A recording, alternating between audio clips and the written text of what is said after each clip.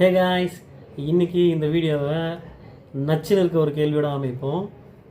என்றைக்காவது நம்ம வாழ்க்கையில் ஏன்டா வாழ்கிறோம், ஒரு பிரச்சனை முடிஞ்சால் அடுத்த பிரச்சனை வந்துக்கிட்டே தான் இருக்குது, இதுக்கு இல்லையா சார் ஒரு எண்டு அப்படின்னு நமக்கு தோணியிருக்கும்ல.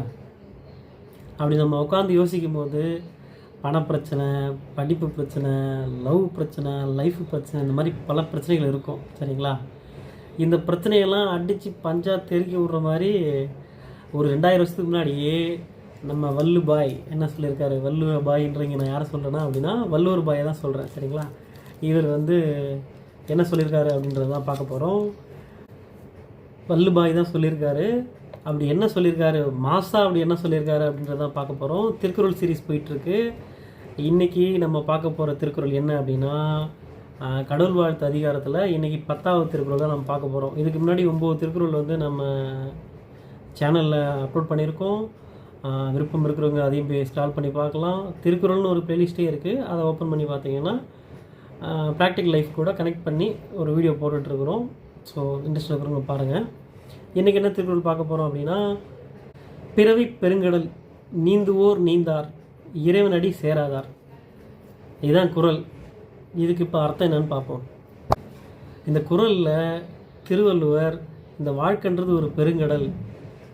கடலில் எப்படி பார்த்தீங்கன்னா நம்ம பீச்செல்லாம் போய் பார்க்கும்போது ஒரு அலை வந்த உடனே இன்னொரு அலை வரும். சரிங்களா? அந்த அலை வந்து முடிச்சதுக்கப்புறம் அடுத்த அலை வந்துக்கிட்டே இருக்கும். சரிங்களா? இந்த மாதிரி அலைகள் வந்துக்கிட்டே தான் இருக்கும். அதே போல் நம்ம வாழ்க்கையிலையும் ஒரு பிரச்சனை முடிஞ்சால் அடுத்த பிரச்சனை தீர்ந்தால் அதுக்கு அடுத்த பிரச்சனை வந்துக்கிட்டே தான் இருக்கும் அப்படின்னு சொல்லியிருக்காரு. இப்போ இந்த திருக்குறளை மரியான் படத்தை கூட கனெக்ட் பண்ணோம் அப்படின்னா, மரியான் படத்தில் தனுஷ் என்ன பண்ணியிருப்பார் அப்படின்னா, இங்கேருந்து ஆப்பிரிக்க பாலைவனத்தீவில் மாட்டிப்பார். சரிங்களா? வேலைச்சூழல் காரணமாக போயிருப்பார். அப்படி அங்கே மாட்டும்போது அங்கேருந்து தப்பிச்சு வரும்போது பசி, தாகம், தூக்கம் இல்லாமல், சிங்கம், அந்த மாதிரி பல கஷ்டங்களை தாண்டி கடல் தாண்டி எப்படியோ தப்பிச்சு வந்துடுவார்னு வச்சிங்களேன். அப்போ அவர் சொல்கிற டைலாக் என்ன, ஒன்று தான், நான் மரியாண்டா சாக மாட்டேன்டா அப்படின்னு வரீங்களா, அந்த டைலாக்கை ஞாபகம் வச்சுக்கிங்க. அப்போ அவரோட லைஃப்பில் அவ்வளோ பிரச்சனைகள் இருந்தாலுமே அவர் அங்கேருந்து காப்பாற்றி கூப்பிட்டு வந்தது என்னவோ அவர்கிட்ட இருந்து அந்த அசைக்க முடியாத நம்பிக்கை தான். அதே போல் அஜித் சார் ஒரு படத்தில் சொல்லியிருப்பார், விவேகம் படத்தில், இந்த உலகமே உன்னை எதிர்த்தாலும் நீ தோத்துட்டேன்னு சொன்னாலும் நீயா தோத்துட்டேன்னு நம்புற வரைக்கும் உன்னை எவனாலையும் ஜெயிக்க முடியாது அப்படின்னு சொல்லியிருப்பார். அதுபோல் நம்ம மேலே நமக்கு நம்பிக்கை இருந்தால் நம்ம கண்டிப்பாக ஜெயிச்சிடலாம்.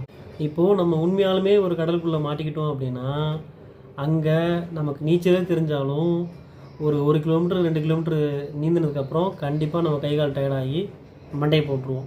ஸோ நம்ம அந்த மாதிரி நேரத்தில் நமக்கு ஒரு லைஃப் ஜாக்கெட்டோ இல்லை படகுனோட உதவி இருந்துச்சு அப்படின்னா நம்ம லைஃப்பை சேவ் பண்ணிக்கிட்டு நீண்ட தூரம் பயணிக்கலாம்.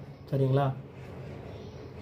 அதே போல் நம்ம வாழ்க்கையிலையும் நமக்கு இருக்கிற பிரச்சனைகள் எல்லாத்தையும் தாண்டி நமக்கு உள்ள அந்த கடவுள் உணர்வோ இல்லை அந்த பாசிட்டிவ் எனர்ஜியோ, ஓகேங்களா, நீங்கள் எப்படி வேணால் வச்சுக்கலாம் இந்த இடத்துல. ஏன்னா கடவுள் வாழ்த்தில் கடவுள் பற்றி பேசாமல் இருக்க முடியல. நான் இதுக்கு முன்னாடி சொல்லியிருந்த அந்த 9 குறள்லையுமே கடவுள் எங்கேயுமே இழுக்கலை. இருந்தாலும் கடவுள் வாழ்த்தில் கடவுள் இல்லாமல் இந்த திருக்குறளை முடிக்கக்கூடாது அப்படின்னு நான் நினச்சேன். ஸோ அதனால் உங்களுக்கு கடவுள் மேலே பற்று இருந்துச்சு அப்படின்னா நீங்கள் வாழ்க்கையில் எந்த பிரச்சனையாக இருந்தாலும் சாதிச்சிடலாம். அதுதான் இந்த குறளோட மீனிங். இதை ஏன் அப்படி சொல்லியிருக்காங்க அப்படின்னா, நம்ம லைஃப்பில் நம்மக்கிட்ட எந்த அறிவு, எந்த பணம், என்ன பலம் இருந்தாலுமே இந்த மாதிரி ஒரு பற்றுதல் இல்லை அப்படின்னா நீங்கள் வாழ்க்கையில் கஷ்ட காலத்தில் இந்த மாதிரி பிரச்சனைகள் சந்திக்கும் போது நீங்கள் டிப்ரெஷன் அப்படின்ற கடலுக்குள்ளே மூழ்கிடுவீங்க. ஸோ அந்த காலத்தில் ஒரு பழமொழி இருக்கிறதா டேடி சொல்லியிருந்தார், எனக்கு தெரியல. நம்பிக்கை இருக்கிறவங்க நடுக்கடலில் கூட தப்பிச்சுவாங்க அப்படின்னு டேடி சொன்னார். டேடி சொல்லிட்டு இந்த வீடியோவில் அவரால் கலந்துக்க முடியல, சாப்பிட்டுருக்காரு. ஸோ ஓகே காய்ஸ், இன்றைக்கி இந்த வீடியோ இதோட முடியுது. கடவுள் வாழ்த்து அதிகாரத்தில் 10வது குறள் இதோட முடிஞ்சிச்சு.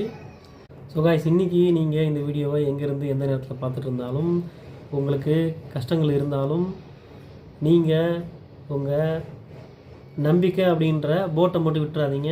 இந்த லைஃப்பில் எவ்வளோ கஷ்டங்கள் வந்தாலும் அந்த கஷ்டக்கடலை தாண்டிடலாம். ஸோ இன்னையோட கடவுள் வாழ்த்து அதிகாரம் முடிஞ்சது.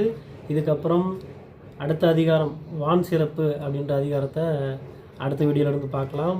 ஸோ இந்த வீடியோ உங்களுக்கு பிடிச்சிருந்து அப்படின்னா நீங்கள் கண்டிப்பாக இந்த வீடியோவை லைக் பண்ணுங்கள், கமெண்ட் பண்ணுங்கள். இந்த வீடியோ யாருக்கு யூஸ்ஃபுல்லாக இருக்கும்னு நினைக்கிறீங்களோ நீங்கள் அவங்களுக்கு ஷேர் பண்ணுங்கள்.